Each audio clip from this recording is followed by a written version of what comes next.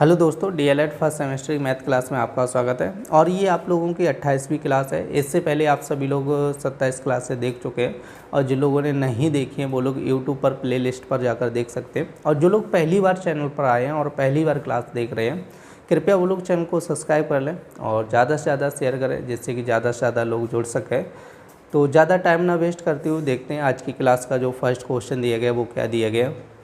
तो देखिए, जो फर्स्ट क्वेश्चन क्या दिया गया, कह रहे कि a+b का होल स्क्वायर का मान होगा। तो ये तो देखो डायरेक्ट आपका फॉर्मूला दे दिया है a+b का होल स्क्वायर।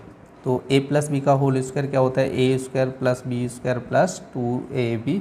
एक फार्मूला होता है a-b का होल स्क्वायर के लिए, नहीं तो क्या होता है a² + b² - 2ab। ठीक है, तो ये दोनों फार्मूले आप लोग याद रखना है। तो यहाँ पे दिया a+b का होल स्क्वायर, सीधा फार्मूला लिखा है a+b का होल स्क्वायर का मान होगा। तो आप लोग देख लीजिएगा, ऑप्शन नंबर आपका हो जाएगा डी, a² + b² + 2ab। देखिए नेक्स्ट क्वेश्चन क्या कह रहा है, कह रहे कि 5 सही 3/2 को विषम भिन्न में बदलने पर मान प्राप्त होगा। ये कह रहे हैं कि 5 सही 3/2 इसको विषम भिन्न में बदलना है। तो देखिए, विषम भिन्न में बदलने के लिए क्या करना होगा, आपको 2 का 5 में गुणा करना होगा। तो 2 का 5 में गुणा करें कितना हो जाएगा, 5 दूनी 10 हो जाएगा। और यहाँ पर क्या करते हैं, प्लस करते हैं। तो 10 और 3 कितना हो जाएगा, 13/2। तो आप लोग ऑप्शन देख लीजिएगा, ऑप्शन नंबर ए आंसर हो जाएगा 13/2। देखिए नेक्स्ट क्वेश्चन क्या कह रहे हैं, कह रहे हैं कि 1/2 कोष्टक लगा 5/4 भाग कह रहा है 3/6 का मान होगा। तो यहाँ पर कह रहा है 1/2 कोष्टक आपका कह रहा है 5/4 भाग 3/6। तो देखिए आप लोगों को बताया होगा कि आप पीछे वाली संख्या को क्या करना है, पलट देना है। तो ये भाग का चिन्ह किस में बदल जाएगा, गुणा में बदल जाएगा। तो आप लोग देखिए 1/2 इसको तो ऐसे ही लिखा रहने दो, आगे वाली संख्या को नहीं पलटना है, पीछे वाली संख्या को पलटना है। तो 6 ऊपर जाएगा और 3 नीचे आएगा से, तो ये हो जाएगा 6/3। अब गुणा का निशान हो जाएगा। अब 3 से काटो, 2 बार कटेगा, 3 दूनी 6, 2 से इसको काटो कितनी बार कटेगा, 2 दूनी 4। तो यहाँ पर क्या बनेगा, 1/2 और ये बचेगा आपका 5/2। सही, कोई चिन्ह नहीं है तो यहाँ पे गुणा का चिन्ह आ जाएगा। अब इसको आप लोग हल करो। अब देखिए गुणा है ना, तो इसलिए सीधा सीधा गुणा करना है, ऊपर का ऊपर क्रॉस नहीं करना होता है, ध्यान रखो। सीधा सीधा करना है, 5 का एकम करेंगे तो 5 रहेगा, 2 का 2 में करेंगे तो हो जाएगा 4। तो इसका जो आंसर बनने वाला है 5/4। तो आप लोग ऑप्शन देख लीजिएगा, ऑप्शन नंबर डी हो जाएगा 5/4। देखिए नेक्स्ट क्वेश्चन क्या कह रहे हैं, कह रहे हैं कि 7 और 16 के सार्वगुणनखंड हैं। तो देखिए सबसे पहले हम लोगों को समझना होगा सार्वगुणनखंड क्या होते हैं। जैसे यहाँ पे हमने 2 संख्याएं ली, 2 या 3 मान के चलो। जैसे हमने लिखा है आपका, जैसे 4 मान लो, अगर 4 के हम लोग फैक्टर करेंगे तो 2 × 2 हो जाएगा। ठीक है, जैसे 6 मान लो तो 6 का हो जाएगा 2 × 3। उसके बाद आपका मान लो लिखा है 12 लिखा है, तो 2 × 2 × 3 यही तो बनेगा। अब देखो ये 3 संख्याएं मैंने लिखी हैं और 3 संख्याओं में आपको फाइंड करने सार्वगुणनखंड क्या होगा, समझे। तो देखो सार्वगुणनखंड क्या होता है कि इन तीनों में कॉमन आपका जो गुणनखंड होगा, ठीक है, उसी को बोला जाएगा सार्वगुणनखंड। इन तीनों में क्या कॉमन आ रहा है, 2 आ रहा है और एक तो 1 आ जाएगा, सही। तो इसके जो सार्वगुणनखंड होंगे वो 1,2 या 2,1 बनेगा। क्लियर नहीं, क्योंकि देखो 1 तो सभी में कॉमन आ जाता है, ध्यान रखना है, कोई सी भी संख्या हो 1 तो कॉमन आ ही जाता है, सही। उसके बाद आप देख लो इन तीनों में क्या कॉमन आ रहा है, 2 आ रहा है। तो इसको 1,2 क्या बनेगा, आपका सार्वगुणनखंड बनेगा। अब इसी तरह हमसे कह रहे हैं कि 7 और 16 का निकालेगा। अब आप लोग बताओ 7 और 16 में क्या कॉमन आएगा, कुछ भी कॉमन नहीं आएगा। सो ये जो 7 है ना वो अभाज्य संख्या है, सही। अभाज्य का मतलब होता है कि ये संख्या किसी से भी विभाज्य नहीं होगी, तो ये तो अभाज्य संख्या है। तो इन दोनों में कुछ भी कॉमन नहीं आएगा। जब कुछ भी कॉमन नहीं आएगा तो वहाँ पर हम लोग क्या मान के चलेंगे, कितना आएगा, 1 आएगा कॉमन। कितना आएगा, 1।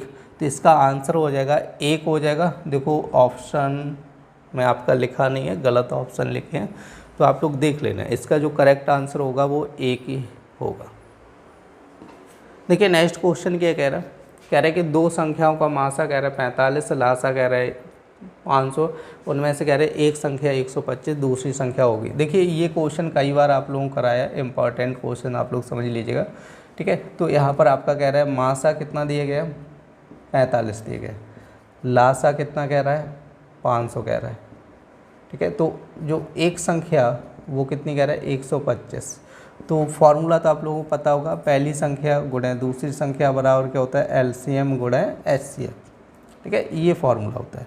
तो हमें निकालना क्या है, दूसरी संख्या निकालनी है। तो दूसरी संख्या equal to second number equal to क्या हो जाएगा, एलसीएम गुणे एचसीएफ बटे क्या होता है, पहली संख्या। तो आप लोग रख लीजिएगा, एलसीएम कितना है आपका 500 है, एचसीएफ कितना है आपका 45 है, बटे कितना हो जाएगा 125 हो जाएगा।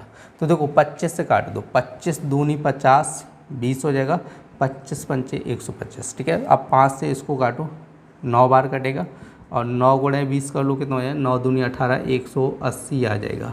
तो आपका जो आंसर होगा वो ऑप्शन नंबर डी हो जाएगा 180। देखिए नेक्स्ट क्वेश्चन कह रहा है, देखो यहाँ पे कह रहा है 0.05 का मान होगा, ऑप्शन देखो भिन्न में दे रहा है, ऑप्शन किस में दे रहा है, भिन्न में, 0.05। तो देखिए इसके नीचे हम लोग 1 मान लेंगे। अब हमें क्या करना है, ऊपर से पॉइंट हटाना है। तो आप लोगों को बता चुका हूँ, जब ऊपर से पॉइंट हटाना है तो नीचे 0 बढ़ाना है, जब नीचे से पॉइंट हटाना है तो ऊपर 0 बढ़ाना है। अब ऊपर से देखो कितने अंक इधर हटाना है, 1-2 अंक हटाना है, तो नीचे कितना आ जाएगा, 2 0 आ जाएंगे, समझे। अब इसको हल कर लो, देखो 5 से काटेंगे, 5 एकम 5, 5 से काटेंगे कितना हो जाएगा 20 हो जाएगा। तो ये बन जाएगा आपका 1/20। तो इसका आंसर हो जाएगा आपका 1/20। ऑप्शन देख लीजिएगा 1/20। देखिए नेक्स्ट क्वेश्चन क्या कह रहे हैं, कह रहा है कि आपका 0.6 कह रहा है इंटू 0.4 कह रहा है। देखिए दशमलव लगा है दोनों में, तो आप लोग सीधा सीधा गुणा करो, 4 गुणा 6 करो, कितना हो जाएगा आपका 24 हो जाएगा, 4 गुणा 6। अब उसके बाद आप लोग दशमलव देख लो, 1 अंक ये 1 अंक ये, 2 अंक बाद दशमलव लगेगा। तो यहाँ से काउंट करो 1 2 अंक हो गए। अब पॉइंट यहाँ पे लगा दो, इस टाइप से आप लोग देख लो 0.24। ऑप्शन देख लो, ऑप्शन नंबर आपका सी हो जाएगा, देखो 0.24। देखिए नेक्स्ट क्वेश्चन क्या कह रहा है, कह रहा है कि आपका दिया गया 228.54 भाग कह रहा है 100। तो देखो भाग 100 कह रहा है, तो इसको लिखना है 228.54 बटे 100 हो जाएगा, समझे। अब देखो 2 अंक पहले से ही दशमलव, अब हम लोग 100 का भाग कर रहे हैं, तो 100 का भाग कर रहे हैं तो इसका मतलब हम लोग भाग थोड़ी नहीं करेंगे। आप लोगों को बता चुका हूँ, नीचे कितने 0 हैं, 2 0 है ना, तो यहाँ से 2 अंक दशमलव इधर और खिसक जाएगा, सही। तो यहाँ पर देखो दशमलव कहाँ पे लगेगा, पहले तो संख्या लिख लो। अब देखो यहाँ से 2 अंक पहले ही था, अब 2 0 के बजाय 2 अंक इधर और खिसकेगा, तो यहाँ पे आ जाएगा 2 के बाद, तो यहाँ पे पॉइंट लग जाएगा, सही। तो ये हो जाएगा 2.2854। तो आप लोग ऑप्शन में देख लीजिएगा, तो ऑप्शन हो जाएगा आपका ए। देखिए नेक्स्ट क्वेश्चन क्या कह रहे हैं, कह रहे हैं कि किसी वृत्त का व्यास आपका 4 सेंटीमीटर है, तो त्रिज्या का मान ज्ञात कीजिए। क्योंकि वृत्त का व्यास दिए गए 4 सेंटीमीटर, हमसे पूछा गया त्रिज्या। तो आप लोग ध्यान रखना है कि त्रिज्या जो होती है व्यास की जस्ट कैसी होती है, आधी होती है। ये एक तरीके से फॉर्मूला है, इम्पॉर्टेंट फार्मूला है, आप लोग ध्यान रखना है। तो जो त्रिज्या होती है व्यास की कैसी होती है, आधी होती है। और व्यास यहाँ पे कितना दिया है 4 सेंटीमीटर, तो 4/2 कर लो, 2 से काटो 2, तो यहाँ पर बनेगा 2 सेंटीमीटर। इसका जो करेक्ट आंसर हो जाएगा वो हो जाएगा 2 centimetre. Option number C answer हो जाएगा। देखिए नेक्स्ट क्वेश्चन क्या कह रहा है, कह रहा है कि एक समांतर चतुर्भुज का क्षेत्रफल कह रहा है 75 सेंटीमीटर है। तो देखिए यहाँ पे क्षेत्रफल कह रहा है तो वर्ग सेंटीमीटर आप लोग लिख लेना। एक कह रहा है कि समांतर चतुर्भुज का क्षेत्रफल कितना दिया 75 वर्ग सेंटीमीटर है। कह रहे उसकी ऊंचाई कह रहा है 7.5 सेंटीमीटर हो, तो उसका आधार सेंटीमीटर में होगा। तो देखो यहाँ पर आपका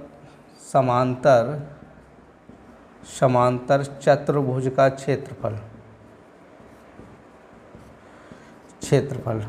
इक्वल टू होता है आपका आधार गुणे ऊंचाई।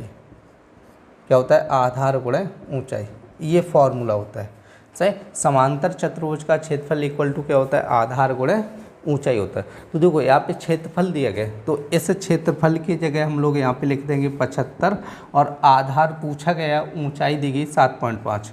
तो यहाँ पे आधार का तो मान निकालना हमें, ऊंचाई कितनी दी 7.5, तो ऊंचाई की जगह ऊंचाई रख दो। अब हमें आधार का मान चाहिए तो 7.5 इधर बट्टे में आ जाएगा, तो आधार इक्वल टू कितना हो जाएगा आपका 75/7.5। क्लियर नहीं।